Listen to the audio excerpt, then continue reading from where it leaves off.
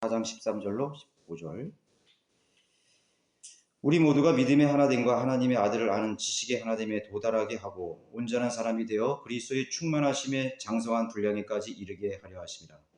그리하여 우리가 이제부터는 더 이상 어린아이가 아니요 사람들의 속임수와 교활한 술책으로 그들이 속이려고 숨어서 기다리는 온갖 교리의 풍조에 빌려 이리저리 다니지 아니하고 오직 사랑 안에서 진리를 말하며 우리가 모든 일에 장성하여 그에게 이르니 그는 머리시며 곧 그리스도시니라.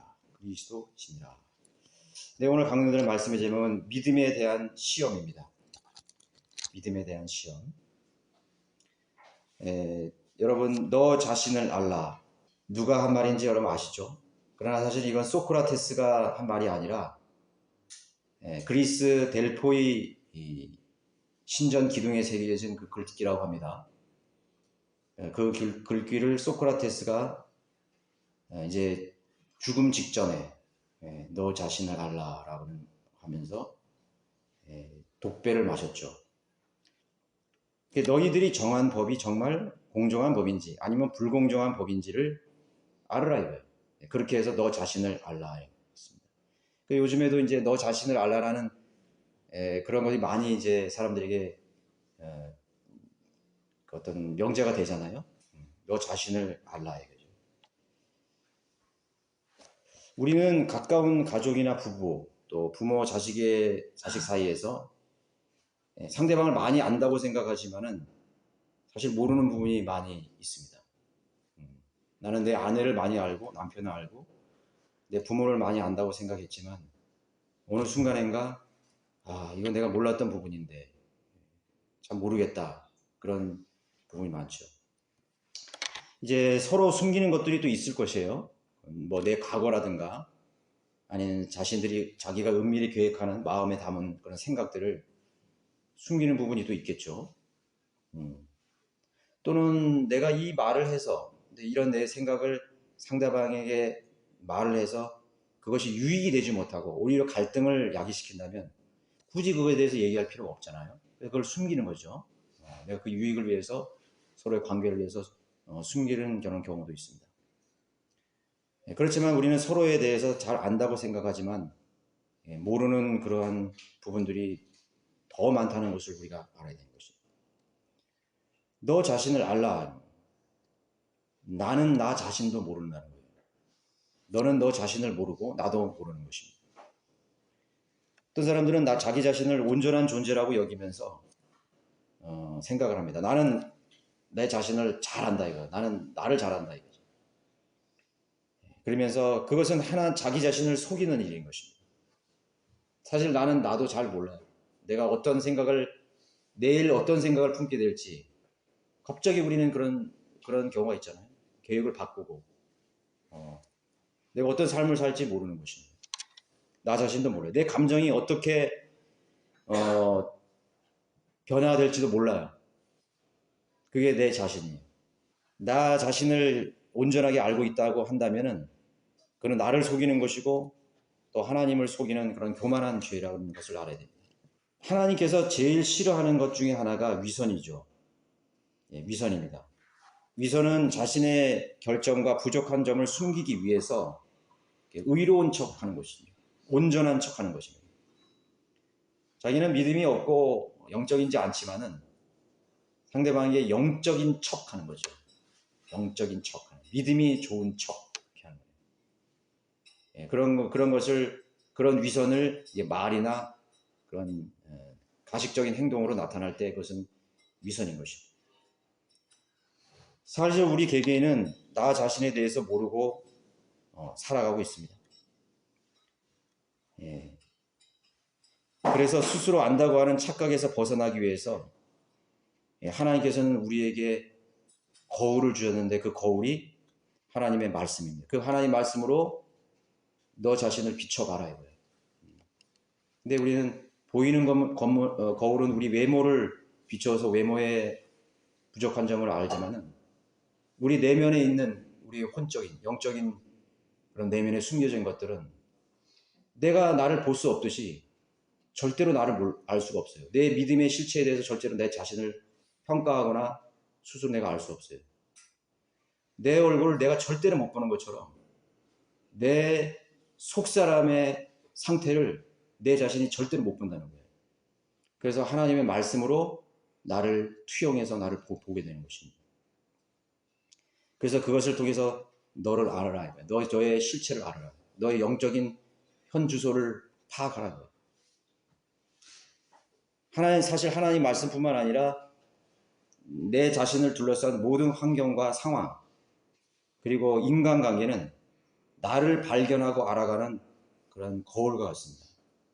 거울 속에 우리가 거울 속에 우리가 둘러싸여서 그런 사는 생애와 똑같은 것입니다. 모든 상황은 거울과 같은 것이죠.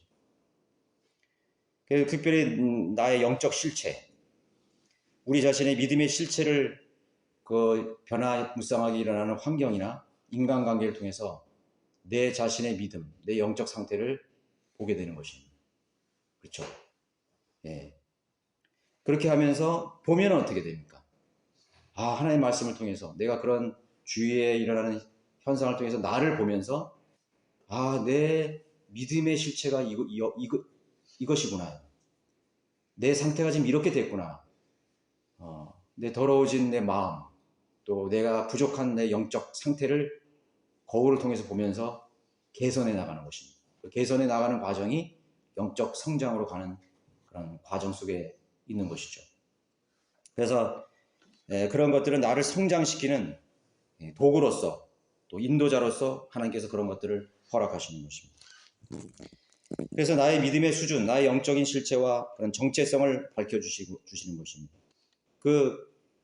그런 것들 중에서 도구로 사용하시는 그런 부분들이 첫 번째로 마귀의 미혹과 공격입니다.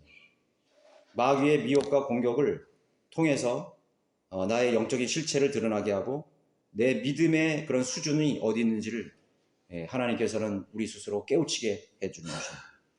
우리가 거듭나기 전에는 마귀의 영에 무방비한 상태로 살아왔죠. 에베소서 2장 2절 3절에는 전에는 너희가 불순종의 자녀 안에서 역사하는 영을 따라 행하였느니라. 마귀의 영에 의해서 우리가 지배를 받고 또 거기에 굴복해서 우리가 살았습니다. 우리의 정욕이 정욕대로 그렇게 살았다고 하고 또 진노의 자녀로 우리가 살았다고 성경은 말하는 것입니다. 그래서 마귀가 세상 사람들은 공격하지 않아요. 마귀가 공격하는 경우는 없습니다. 물론 마귀가 더 죄를 짓도록 그 사람을 더 강력하게 쓸 수 있어요. 범죄자로 살게 하기도 하고 또 마귀를 숭배하는 사탄 숭배를 살기도 하고 우상을 숭배하는 자로 살기도 하고 여러 가지 그러한 부도덕한 무로 더 살게 만드는 것이 더 죄를 짓고 살게 할 수 있습니다. 그러나 공격하지는 않습니다.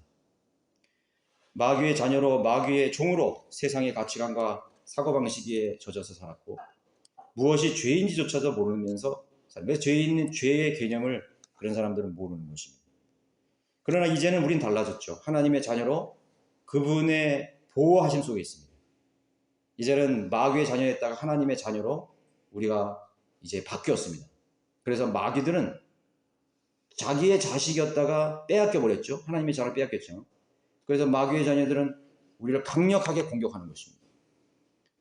강력하게 공격하는 거예요. 하나님의 자녀들을 이제 공격하기 위해서 또 미혹하기 위해서 항상 울부짖는 그런 사자처럼 우리의 주위를 서성이고 있는 것이죠.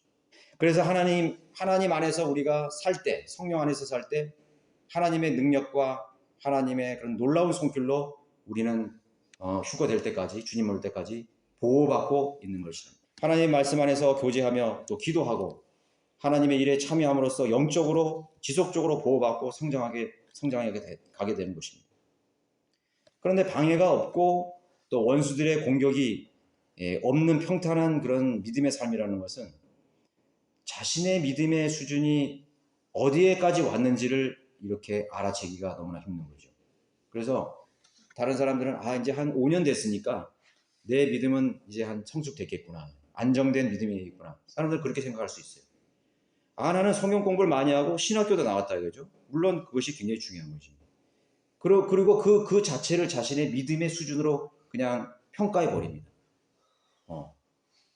나는 집사니까, 나는 뭐 목회자니까, 그렇게 하면서 자기 믿음의 수준을 거기에 딱 맞춰버리는 거예요. 그러니까 어떤 자신의 경험, 그런 어떤 성취, 그다음에 아니면 어떤 그 내가 믿음 생활을 했던 그 기간을 가지고 자신의 믿음의 그런 영적 수준을 맞춰버리는 거죠. 그것은 오해라는 것은 우리가 오해라는 것을 알아야 돼요. 10년이 지나고 수년이 지나도 그 사람은 영적 어린아이 상태에 머물러 있는 사람이 있어요. 있습니다. 모두가 성장하는 그런 그 길이가 다르고 수준 차이가 다 나는 것입니다. 예. 그래서 교회 생활의 길이가 그의 영적 수준을 대변해 주지 못한다는 것을 알아야 됩니다. 그래서 영적 성장의 실상이라는 것은 겉으로의 활동으로 절대로 평가할 수가 없죠. 그래서 하나님께서는 마귀의 접근을 허용하시는 것입니다.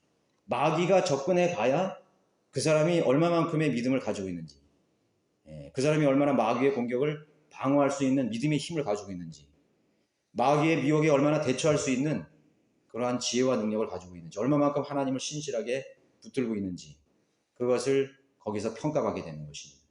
스스로 알 뿐만 아니라 하게 됩니다. 아, 내 믿음이 이것밖에 안 됐구나 이거죠. 야, 내가 하나님을 신뢰하는 줄 알았더니 내가 이 환경과 상황이 인간관계가 이렇게 혼란스러워질 때 내가 하나님을 붙들 힘조차 없는 것입니다. 어떤 사람들은 기도할 힘조차 없어요. 그냥 주저앉아 버려요. 예, 그게 믿음의 힘입니다. 스피리추얼 파워입니다. 여러분 평안할 때는 기도는 뭐 여러분들이 하고 싶을 때 하고 하기 싫을 때 안 할 그렇게 생각할 수 있죠. 그러나 기도는요 영적인 싸움이에요. 여러분들에게 마귀에게 방해받고 여러 가지 가치관이 혼란스러운 그런 날에 여러분이 골방에 들어갈 수 있는 무릎 꿇을 수 있는 그런 능력이 있습니까? 그것이 바로 자신이 하나님 앞에서의 시험받는 그런 믿음의 실체가 되는 것입니다. 어떤 사람은 다 내려놓습니다. 다 포기합니다. 그래서 실족하죠. 큰 시험에 빠집니다. 하나님을 붙들 힘이 없는 것입니다. 하나님의 말씀을 통해서 나 자신을 비추어볼 그런 여력이 남아있지 않는 것이죠. 자기 자신을 발견하는 것입니다. 그래서 하나님께서는 마귀의 접근을 허락하시는 것입니다. 너 자신을 알라요. 너의 믿음의 그런 수준을 이해하라 이거죠. 착각하지 말라 이거예요. 너의 직책이 너의 자신의 믿음이 아니라는 거예요. 사람들은 그런 생각을 가지고 교만하고 자신이 온전한 믿음 가운데 있다고 그렇게 오해를 하는 경우가 많이 있는 것입니다. 영적 원칙에서 벗어나면은 마귀가 즉시로 개입하게 되는 것이죠. 그것을 알아야 됩니다. 그래서 우리는 항상 영적인 시험을 받는 거예요. 테스트를 받고 있는 거예요. 우리가 육신적으로 되면 즉시로 마귀가 우리 속에 개입하는 것입니다. 여러분들의 생각 속에 들어가고 여러분의 가치관 속에 들어가고 여러분들의 생활 방식 속으로 마귀가 개입하는 것입니다. 관여하는 것입니다. 그것을 우리는 항상 염두에 두어야 되는 것입니다.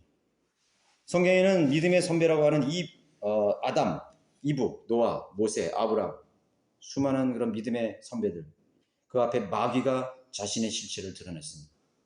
많은 사람들이 쓰러졌습니다. 믿음의 거장들이라고 하는 사람들이 얼마나 많이 자신의 그런 믿음의 실체를 발견했습니까? 그리고 그들은 그 마귀의 공격 앞에서 쓰러지는 자신을 보면서 또 하나님 앞에 나갔습니다. 자신을 파괴했습니다. 그리고 시작했습니다. 하나님, 내 자신을 알았습니다. 이제 내가 얼마나 연약한 사람이 알았고 마귀 앞에 얼마나 쉽게 허물어지는 그러한 연약한 맥없는 그런 존재라는 것을 내가 알았습니다. 하나님 더 신실하게 붙듭니다. 더 강력하게 붙드는 것입니다. 성장하는 것이죠. 그래서 마귀의 미혹을 허용하는 것입니다. 심지어는 우리 예수님도 육신으로 오셨을 때 광야에서 누가 나타났어요? 마귀가 나타났어요. 시험했습니다. 물론 예수님께서는 절대로 넘어질 수 없는 분이시죠. 그럼에도 불구하고 마귀는 이 성육신 하신 예수님 앞에서 나타났잖아요. 하물며 여러분 앞에 왜 마귀가 나타나지 않겠습니까? 지금까지 여러분들 앞에 생애 앞에 얼마나 많이 마귀가 공격했고 또 미혹했는지를 여러분 다 헤아릴 수가 없을 것입니다. 그래서 이때 각자의 믿음의 그런 실체가 밝혀지는 것입니다. 마귀의 공격이라는 것은 여러 매개체를 통해서 다가옵니다. 제일 가까운 여러분의 혈육, 여러분의 가족, 배우자. 배우자가 같은 믿음을 가졌는데 왜 나를 힘들게 하느냐 이거죠. 그러나 그 마귀가 그걸 쓴 겁니다. 내 아내를 쓴 거예요. 남편을 마귀가 썼어요. 그리고 나를 공격하는 것입니다. 미혹하는 것입니다. 마귀가 충분히 쓸 수 있어요. 자식을 쓸 수 있어요. 부모를 쓸 수 있어요. 주변에서 일어나는 수많은 현상들, 마귀들은 매개체로 쓰는 것입니다. 수많은 현상들을 통해서 우리에게 두려움을 줍니다. 공포심을 우리에게 조장합니다. 염려를 줍니다. 불안과 초조를 줍니다. 원망하고 증오하고 시기합니다. 지금 심지어는 자신의 구원마저 의심하게 만드는 거예요. 내가 구원받은 사람 맞는가? 내가 그리스도인인가? 하는 그런 시험에 빠지는 사람도 있어요. 그 자신을 공격합니다. 그 사람에게 생각을 넣어주고 그 사람에게 잘못된 판단을 넣어줍니다. 마귀가 공격하는 거예요. 그래서 우리는 항상 주의해야 됩니다. 의식하고 있어야 됩니다. 영적 생활에 대한 회의감도 다가오죠. 어떤 사람들은 굉장히 열정을 가지고 주님을 위해 섬기다가 어느 날 갑자기 사라져버려요. 야, 어떻게 그럴 수 있지? 야, 어떻게 그렇게 열정을 가지고 하나님 섬기고 말이죠. 복음도 열심히 전하고 하던 사람들이 갑자기 사라지는 거죠. 한두 사람이 아니었죠. 우리 요 교회에도요. 여기 아무도 아닌 몇 사람 오고 가고 그랬지만은 그분들 중에는 너무나 열심히 하는 사람도 있어요. 근데 그 사람 어디 갔어요? 의미를 잊어버린 거예요. 의미를 잃어버렸어요. 어느 날 이게 뭔 가치가 있을까? 이게 무슨 의미가 있을까? 마귀가 여러분들 속에요. 예배를 드리는, 경배를 드리는 의미를 잃어버리면 여기 여러분 나올 수 없어요. 내가 뭐 가서 뭐해 그거 그냥 동영상이나 보면서 그냥 듣지 뭐. 그럼 마귀가 그런 생각을 넣어준다고요. 그럼 그렇게 되는 거예요. 거기에 동의해버리는 거예요. 마귀가 주는 생각을 동의해버리는 거예요. 하나님 말씀에 동의해야 되는데 마귀가 주는 생각이 동의해요. 왜 마귀는 굉장히 사람들이 편의적으로 다가옵니다. 야 쉽게 해. 뭐 그렇게 어렵게 하냐. 그렇게 다가오는 거예요. 네가 그렇게 열심히 해서 누가 알아주냐 이거. 거 봐라. 네가 열심히 했는데도 그 형제들이 오해하고 또 너를 비난하고 그러잖아. 뭐 그런 식으로 말이죠. 그러면서 회의감이 몰려오고 의미를 상실하게 되는 것이에요. 의미를 마음을 잃게 만드는 생각들을 우리에게 집어넣는 거예요. 얼마나 많은 하나님 앞에 헌신했던 사람들이 그것을 중단했습니까? 그 열정 어린 그런 믿음의 경주를 포기해버리고 말았습니까? 내가 이 믿음의 경주를 달려봐야 무슨 소용이 있어? 나는 안 돼. 그렇게 하면서 말이요. 또 우리가 죄를 짓잖아요. 그래. 죄를 지면 뭐 내가 했던 거 다 없어지. 막 마귀가 그렇게 속이는 거예요. 결코 그렇지 않습니다. 마귀는 여러분들의 생각을 통해서 여러분들에게 다가올 것입니다. 또 많지요. 얼마나 많습니까? 매스컴들. 드라마에 빠져 있는 사람들, 영화에 빠져 있는 사람들, 스포츠에 빠져 있는 사람들. 그것도 하나의 중독이에요. 나는 난 축구를 봐야 돼. 뭐 프리미엄 무슨 먹고 봐야 돼. 그런 사람들이 있더라고요. 막 밤에도 일어나서 보고 새벽에 일어나서 보는 거예요. 거기에 몰입하는 것입니다. 예. 어떤 영상이 나를 공격하는. 내가 어느 영상을 하나 봤는데 마음에 그냥 이상한 생각이 드는 거예요. 막 음란한 생각도 드는 사람도 있고, 막 증오심도 들고. 여러분 정치적인 영상들 많이 보세요. 증오심 생겨요? 저는 그래서 안 봐요. 뭐 보수 진보이라 하죠. 그 사람들 막 극단적으로 얘기하면 막 얼마나 비난하는지 몰라. 막 욕설을 하면서 말이에요. 서로를 비방하면서 말이죠. 하나님께서 그렇게 하라고 그랬어요? 우리는 물론 우리가 하나님 말씀을 대적하는 편에 있는 사람들의 정치적인 이론도 있어요. 그러나 그 사람에 대한 적대적인 그런 증오심을 불어넣는 것은 마귀가 하는 그런 짓이라고. 그건 세상의 정치인들이 하는 거예요. 세상의 정치 세력들이 하는 거예요. 얼마나 서로 물고 뜯어요. 그런 영상을 보면은 그런 생각을 갖게 되는 거예요. 저 사람들은 다 없어져야 될 존재들이야. 그렇게 하면서 막 적대감을 갖게 되는 거죠. 마귀들이 그런 걸 통해서 우리를 쉽게 우리 그리스도인 공격하는 것이죠. 누군가의 말이 나의 신앙을 강력하게 흔들게 할 수 있어요. 그런 모든 것들이 나를 공격하는 마귀의 그런 매개체가 되는 것입니다. 그러나 우리는 그것을 위기를 우리가 기회나 계기로 삼아야 되는 것입니다. 마귀가 그렇게 공격했을 때, 내가 무너졌을 때, 내가 이 하찮은 이 말 하나에 내가 무너지는구나. 자기의 믿음을 가늠해야 됩니다. 그리고 하나님을 붙들고 하나님 내가 더 영적으로 내 스스로를 지킬 수 있는 하나님 그런 지혜와 능력을 주십시오. 더 하나님의 말씀을 붙들게 되죠. 진리를 공부하게 되죠. 그런 것에 내가 집중했다가 이제 그런 걸 떨쳐버리고 하나님의 말씀과 하나님의 생각과 성령님의 생각을 더 붙들게 되는 것입니다. 하나님을 더 찬양하고 공부하고 또 많은 경건 서적을 읽고 그렇게 하면서 나의 마음을 하나님께 돌리는 법을 배우게 하는 것입니다. 두 번째, 위기 앞에서 자신이 어떤 모습인지 어떤 방법으로 대처하느냐로 믿음의 현주소를 밝혀주시는 것입니다. 위기에 대처하는 자신의 모습 통해서 우리 자신을 알게 되는 것입니다.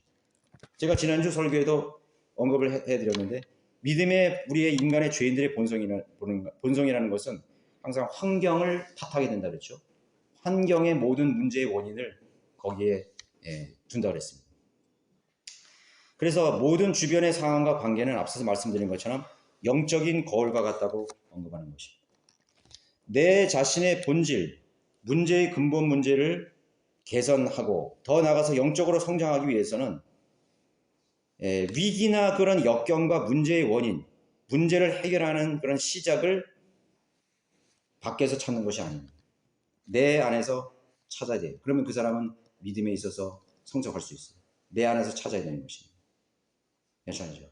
여러분들 누구하고 여러분들의 가족하고 이렇게 언쟁을 합니다. 뭐 친구들 뭐 누군가하고 언쟁을 해요. 근데 그 사람이 나에게 어떤 말을 하는데 내가 굉장히 상처를 받고 감정에 문제가 생겼어요. 그 사람의 말이 나를 감정에 문제가 생겼어요. 그러면 원인이 여기에 있다고 사람 많이 말해요. 상대방이 있다고 생각을 해요. 그렇지만 그 문제의 원인을 그 사람이 제공을 했어. 그렇다고 해서 내 안에서 문제를 만들 수도 있고 안 만들 수도 있어요. 내가 그것을 잘 대처하면은 나에게 문제가 되잖아. 그 사람이 문제를 만들려고 했지만 나를 잘 대처. 예를 들어가지고 막 서로 이제 말다툼하고 싸운다 이거는. 그 사람이 나에게 막 공격을 하는 거예요. 비난하는 거예요. 그럼 나도 내 감정에서 그런 어떤 내 감정에 그런 어떤 문제를 일으킨 거예요. 문제가 또 나한테 일어나는 거예요. 그 사람의 문제를 가지고 또 그래서 내게 문제가 된 거죠. 내 감정이 반응하게 되면서 문제가 일어나는 거예요. 그럼 그것은 결국 갈등이 일어나는 거죠. 싸움으로 번지게 되는 것입니다. 그런데 그 문제를 딱 말하고 말을 안 하는 거예요. 그래 알았어 내가 한번 생각해 볼게. 그러면 끝나잖아요. 문제를 그 사람이 만들었지만은 더 이상 문제를 여기서 만들지 않는 거예요. 누가 이긴 거예요? 내가 이긴 거지. 여러분들 큰 어른이 말이죠. 막 길바닥에서 막 욕을 하면서 막 비난하면서 주먹 다짐을 막 하는 거예요. 그럼 사람들이 어떻게 돼? 아무리 한쪽 사람이 잘했다 하더라도 에휴 똑같은 것들이구나. 그렇게 하고 지나간다고. 맞죠? 그 사람이 육신적으로 대했는데 나도 육신적으로 대하면 똑같은 사람이잖아요. 원인을 어디서 맞느냐 그런 거를 우리가 하기 전에 똑같은 사람이 되어버리는 거예요. 그래서 내가 그 밖에서 일어나는 문제들을 내 안에서 어떻게 해석을 하고 어떻게 대처하느냐에 따라서 그 문제를 더 이상 만들지 않을 수가 있어요. 가정의 이혼 그런 사회들 보면요. 시작이 별거 아니에요. 아주 하찮은 데 있어요. 아주 굉장히. 그 하찮은 갈등이 아무것도 아닌 어린아이 같은 유치한 이야기야. 이런 이런 가정에서 일어나는 그런 갈등을 이렇게 보면은 너무나 하찮은 거라고 생각하는 거라고. 그러나 그 문제를 내가 크게 만들었어. 그걸 크게 만드는 거야. 내가 크게 만드니까 저쪽은 또 더 크게 만들어. 더 크게 만들어. 더 크게 만들어. 그러면 옛날에 과거에 있던 문제까지 전부 다 들춰가지고 심지어는 상대방의 집안까지 다 나와요. 이제는. 내가 그런 것을 많이 경험하면서 내 자신을 컨트롤하는 절제하는 비결을 배우게 되는 것이죠. 그럼 그 사람은 성숙한 사람이 되는 거예요. 영적으로 성숙한 사람이 되는 거예요. 교회도 마찬가지예요. 그래서 외부에서 다가오는 그러한 부분들을 통해서 내 자신의 믿음의 영적 상황 실제를 대처하는 그런 부분을 통해서 위기 앞에서 나의 모습을 통해서 나의 영적 수준을 이제 체크해 가는 것이죠. 뭐 교회에서는 뭐 그럴싸하게 보이죠. 아주 믿음이 좋은 그런 사람들처럼 보이고 그렇죠. 그러나 사실은요. 가정에서의 모습이 그 사람의 믿음의 수준. 사람들이 많이 보이는 데서 드러나는 그런 모습 다 좋게 보여요. 뭐 아주 지식도 있고 아주 뭐 굉장해요. 옳은 말 다 하고 그런 것 같아요. 그러나 집에 딱 문을 열고 들어가면은 이제 달라지는 거죠. 여러분의 아내가 여러분들을 생각하는 그 모습, 남편이 보는 그 모습, 그것이 여러분들의 실체예요. 나라고. 가정에서는 내가 위선을 할 수도 있어요. 처음에는 무슨 뭐 신혼 때나 뭐 옛날 때는 뭐 서로 좋은 것만 보이려고 그러잖아요. 실수 안 하려고. 그러나 점점 이제 편해지는 거예요. 모든 걸 다 드러나게 되는 거죠. 그래서 숨길 수 없죠. 그 가정에서 나의 모습이 나의 수준이에요. 하나님 앞에서는 어떨까요? 하나님 앞에서 내가 공식적인 자리에서의 나의 모습을 하나님께서 믿음의 수준으로 나의 점수를 매길까요? 아니에요. 내가 혼자 있을 때를 보십니다. 혼자 있을 때 내 믿음의 실체, 영적인 실체예요. 나의 그게요. 하나님 그때 보시는 거예요.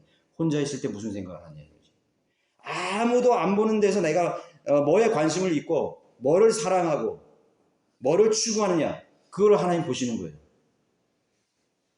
그리고 수많은 상황, 위기가 거기에 몰려왔을 때 내가 그것을 어떻게 대처하느냐. 내 혼자서 그것을 어떻게 대처하느냐에 따라서 하나님께서 나의 믿음의 실체를 보게 하시는 것입니다. 그게 나예요. 뭐뭐 때문에 누구 때문에 나는 감정이 상하고 기분이 나쁘다. 그것이 아니라 나는 왜 그런 일들 앞에 나는 기분이 나빴는가 이거죠. 상처를 받았는가에 초점을 맞춰야 됩니다. 사람들과 관계하면서 어떻게 갈등이 없을 수가 있겠어요. 거기에서 대처를 잘해야 됩니다. 솔직하게 얘기하세요.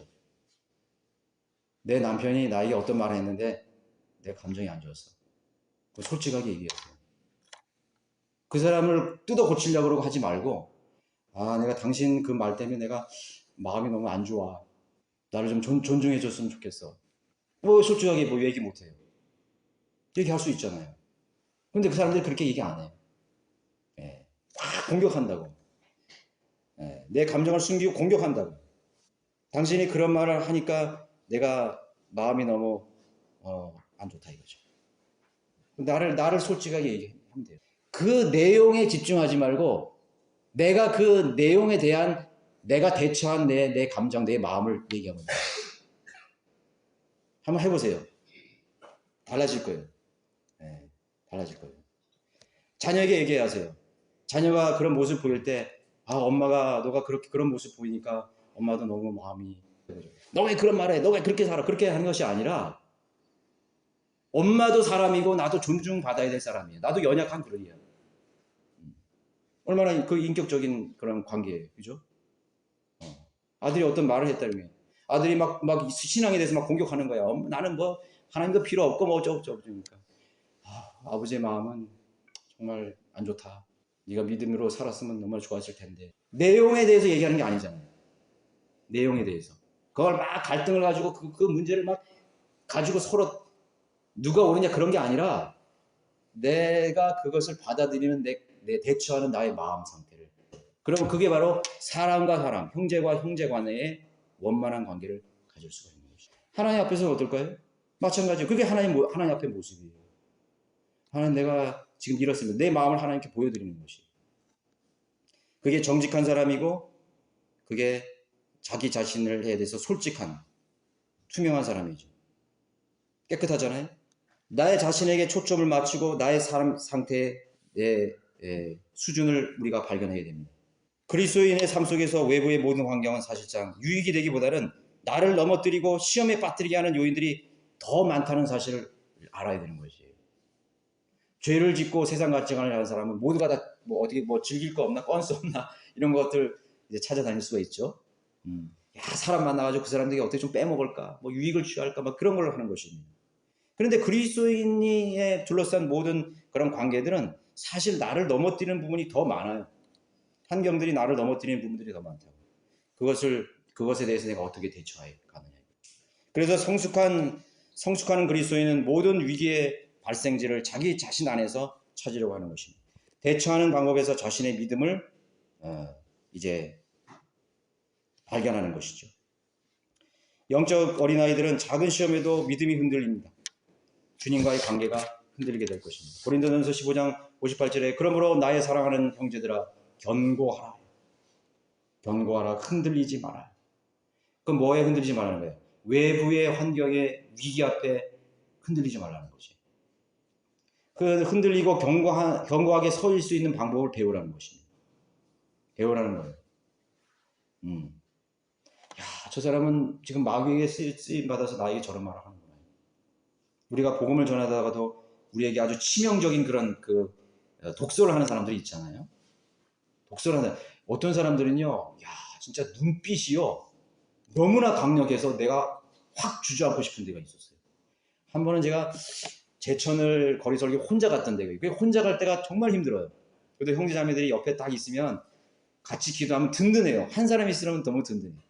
근데 제가 혼자 제천의 거리설교를 갔는데, 그 어떤 사거리에서 이렇게 거리설교 하는데 안 했어요. 그 나를 이렇게 딱 보더니 문을 열더니 뭐 이런 식으로 있잖아요. 막 경멸하는 눈치로. 그 한마디도 안 했는데 그 눈빛을 내가 딱 보니까 알잖아요. 그 표정. 와, 마귀가 강력하게 나를 공격하더라고요. 그래서 그때 순간 내가 주님을 붙들었죠. 마귀들은요, 그렇게 나를 서 있지 못하게 만듭니다. 그 일들을 지속하지 못하게 만듭니다. 그런 일 많습니다. 여러분들 복음 전하다 보면 많이 있어요. 말 한마디, 표정 한마디가 참 나의 그런 어떤 그런 하나님에 대한 열정을 꺾어버리는 거지. 견고하라. 흔들리지 마라. 저 사람은 마귀의 자식이다. 내가 하나님의 일을 하기 때문에 마귀가 공격하는 거예요. 내가 하나님께 헌신 안 하는데 왜 마귀가 나를 공격하겠어요? 성령대로 믿는 교회일수록 마귀 공격이 더 많아요. 성령대로 믿는 교회가 왜 그렇게 많이 타락되고 배교하고 그러냐고요. 복음 전하는 교회니까 그러는 거예요. 마귀가 강력하게 뭐냐, 한 사람 한 사람을 공격합니다. 여러분 한 사람 한 사람을 공격해요.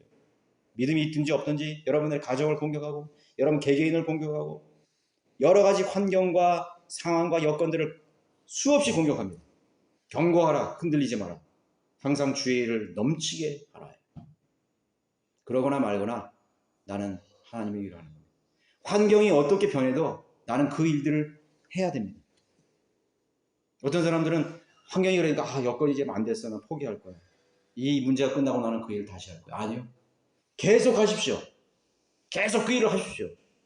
여러분들의 가정에 어떤 일이 있어도 하나님께 헌신해서 한 그 일들을 계속 하십시오. 경배드리는 일을 하고 내가 맡은 그런 하나님 앞에 그런 봉사를 하고 지속적으로 기도하고 개인적인 하나님과의 교제요. 그것을 결코 놓쳐서는 안 됩니다.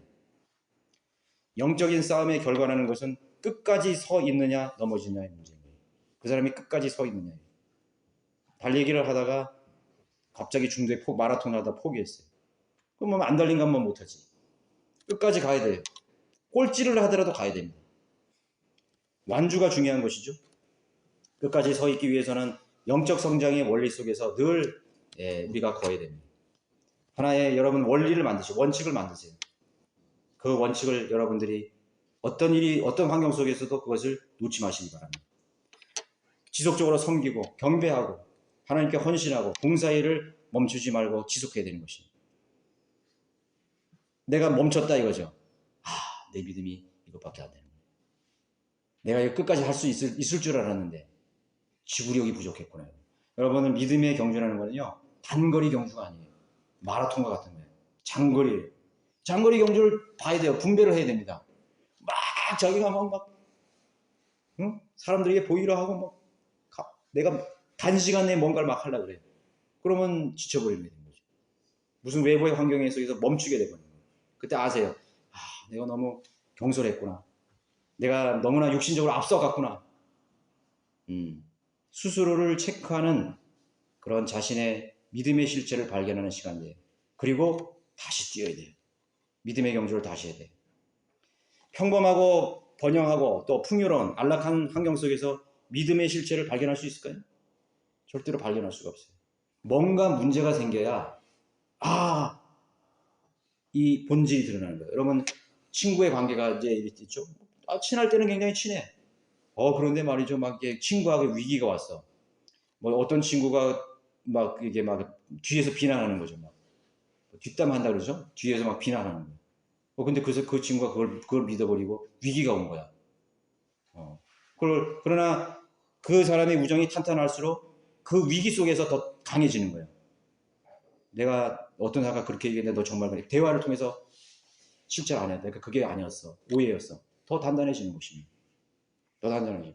가정에 평안할 때 그 가정이 행복한 것 같지만 위기가 왔을 때 아내가 얼마나 남편을 사랑하고 남편이 아내를 얼마나 사랑하는지를 알게 되는 것입니다.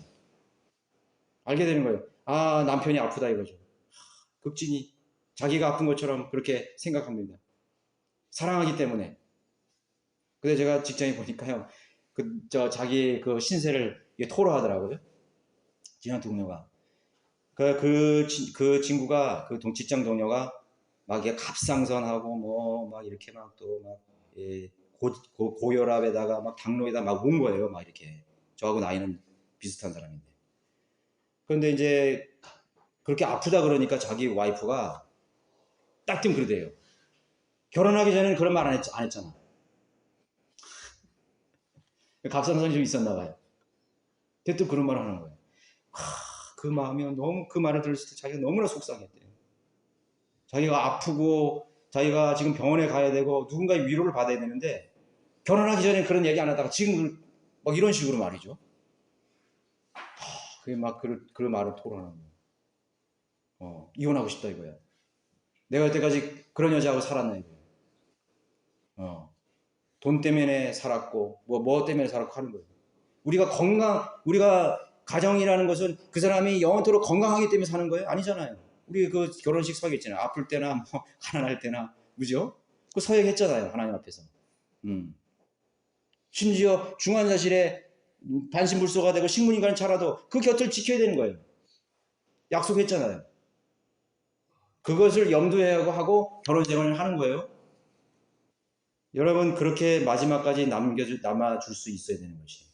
그걸 염두하고 가정생활 시작해야 돼요. 남편이 속삭이고 아내가 속삭이고 자녀가 속삭였다고 버리진 않잖아요. 사랑하기 때문에 끝까지 있어주잖아요. 모든 사람들이 다 버려도 내 자식이기 때문에 거기에 지켜주는 건 아니에요. 예. 아마 여기 그 연쇄살인범의 어머니 아버지도 끝까지 그 자리에 있을 거예요. 내 아들 하면서 말이죠. 안 그렇겠어요? 내 아들이 살인자였어? 아니 내 자식 아니야. 그런 부모 없을 거예요 아마. 설사 남들이 미국에 있어서 그렇게 할지라도 마음에는 내 자식, 내 아들, 내 딸 그렇게 할 거예요. 자, 제가 뭘 얘기하냐면 위기가 왔을 때 사랑의 본질을 알게 되는 거죠. 우리의 관계의 본질을 알게, 우정의 본질을 알게 되고, 그죠? 우리 전쟁터에서 전우회라는 게 있잖아요. 전우회. 예, 훈련을 많이 받는 특수부대일수록 그 전우회를 굉장히 강조해요. 무슨 해병수색대, 네이비실, 그죠? 뭐 수중참투 이런 사람들은요, 전우회를 굉장히 강조해요. 그래서 미국 그 특수부대 군인들은요, 그 시체를 거기다 안 놔두고 오잖아요. 그 한 사람 시체를 전우를 구해오려다가 뭐 한 소대가 막 전멸하고 그러잖아요. 그 왜 그런 소모전을 펼쳐? 그러나 그렇게 생각해요. 그 전우회는 거예요. 그런 전우회가 강할수록 그 부대는 더 전투력이 더 좋은 거예요. 전쟁 수용이 더 강한 거예요. 그 칭기스칸의 군대가 그랬다잖아요. 그 부대가 나고병이 있거나 포로가 되면은 돌아올 수 없어요. 그 부대는 돌아올 수 없어요. 돌아온다면 다 사형시켜버린대요. 왜 너 동료를 포로가 남겨놓은 채로 그냥 돌아왔느냐 이거예요. 다 사형시켜준다는 거예요. 그만큼 전우회를 가지나요. 그래서 징기스칸의 부대가 기동력이 있고 전투력이 좋았던 거예요. 죽음을 불사하고 싸우는 거죠. 동료를 위해 싸우는 거죠. 믿음의 우리가 삶 속에서 믿음의 경주, 영적 싸움, 우리가 하나님의 군사로서의 그런 어떤 마음과 생각을 가져야 될까요? 위기가 왔을 때 우리의 실체라는 것입니다. 우리의 믿음의 결속, 형제들의 결속. 저 지역교회는 형제들의 결속이 단단해요. 왜 그렇게 됐죠? 위기 속에서 다져진 결속이에요. 위기 속에서 다져진 전후회, 위기 속에서 다져진 그 가정의 사랑, 고난과 역경을 이기고 일어나는 그 가정, 강력합니다. 그렇죠? 그런 군사들 강합니다. 그런 지역교회들 단단합니다. 그러나 그런 위기가 왔을 때 어디에요? 팍 와야 돼버려요. 결속이 없을 때 와야 되는 거예요. 서로 질시하고 싸우고 다투고 말이죠. 그냥 막 똥이라도 퍼질 것 같은 건 좋을 때는 그런 사이였는데 그 다음 문제가 생기니까 이기적으로 돌면 자기 위기만을 모면하기 위해서 비난하고 말이죠. 서로 질시하고 말이죠. 그건 십자가를 진 사람이 아니지. 내가 다 담당하겠습니다. 십자가를 지고 나를 탓해 주십시오. 다 내 탓입니다. 그렇게 하면서 내 잘못이야. 남편은 내가 못나서 그랬어. 내가 더 노력할게. 그런 결속. 아니야. 당신 잘못이 아니야. 내가 여태까지 잘못했어. 그런 그 결속 말이에요. 위기가 왔을 때 그런 결속이 일어나는 것이. 그렇지 않겠습니까? 위기 앞에서 우리의 실체가 드러나게 되는 것입니다. 자, 세 번째로 자신의 옛 성향, 기질이 드러남으로써 영적 실체가 밝혀지죠. 요즘에 그 기질 테스트, MBTI라고 해서 저는 MBTI 우리 집에서 아이들이 이렇게 하면서 무슨 기질하나? 들어도 모르겠어요. F고 어쩌고. 이거 모르겠어요. 그 기질이 요새 굉장히 유행하더라고요. 젊은 사람들 너 뭐냐 그래가지고 맞추고. 요즘 세대의 그 MBTI. 근데 저는 사실 기질과 영향에 대해서 그렇게 알고 싶지 않아요. 왜냐하면 내 MBTI는, 내 기질은 이미 갈고리 십자가에서 다 십자가 못 박혔어. 그거 중요해 그게. 나는 죽었다고 하는 사람들이 MBTI를 따지는 거야. 나는 내성적이고 너는 자기 주도적이고 어쩌고 저쩌고. 왜 그걸 난 하는지 모르겠어요. 물론 여러분 재미로 하실 수도 있어요. 이 사람 성향이 이럴 수 있어요. 그러나 그것에 너무 여러분 신뢰를 두면 안 돼요. 거기에 너무 집착하면 안 돼요. 거기에 너무 의존하면 안 돼요. 그거는 자기의 옛 자아로 돌아가는 거예요. 나는 외향적이니까 난 이럴 수밖에 없어. 그렇게 하면서 사람들에게 합리화를 시키는 것이에요. 나는 내성적이니까 나는 혼자 있는 걸 좋아하니까 나 내버려둬. 나 간섭하지 마. 나 원래 그런 사람이야. 그러면서 그 자기의 옛 모습을 막 강조하면서 말이죠. 갈등을 조절시키는 거예요. 아니에요. 우리의 옛 MBTI 모든 기질들 옛 자아는 다 십자가에 못 박았어요. 주님과 함께 못 박았습니다. 그 십자가 앞에 주님의 보혈과 함께 다 죽었어요. 묻혔어요. 그리고 우리는 새로운 성품으로 부활했습니다. 왜 MBTI 따는 거예요? 우리는 저 하늘의 성품, 성령님의 그런 열매로 맺어진 그런 인격체로 다시 거듭난 것이에요. 그렇지 않아요? 우린 그리스도의 인격으로 살아요. 그리스도의 성품으로 사는 사람들이에요. 잊어버리세요. 만약에 여러분들이 어떤 문제 앞에서, 위기 앞에서 내 기질이 드러났다면 그것이 여러분들의 영적인 실체를 말해주는 거예요. 아직도 내가 죽지 않은 부분이 있구나. 아직도 십자가에 처리하지 않은 나의 옛 기질이 있구나. 아담의 성품이 있구나. 발견하세요. 그리고 그것을 다시 십자가에 못 박으시기 바라겠습니다. 오늘날 이 세대는 마귀가 더욱 지배하는 죄성을 붙들고 살아가고 있습니다. 그 속에 갇혀서 살도록 더더욱 강력한 유행을 만들고 세상의 풍조를 통해서 마귀의 지배하에 움직이도록 그렇게 만들 것입니다. 그래서 어떤 일에 대해서 자신의 성향이 밝혀지는 것에 대해서 수치심을 느끼지 못하게 하는 것입니다. 원래 난 이랬어. 수치심을 느끼지 않아요. 당연하게 여기는 풍조가 되겠습니다. 그게 사실 부끄러운 건데. 그러나 그리스도인은 성숙한 인격을 가졌죠. 고차원적인 영적인 차원의 인격을 가졌죠. 어린아이의 적의 일을 버려야 됩니다. 어린아이 버려야 됩니다.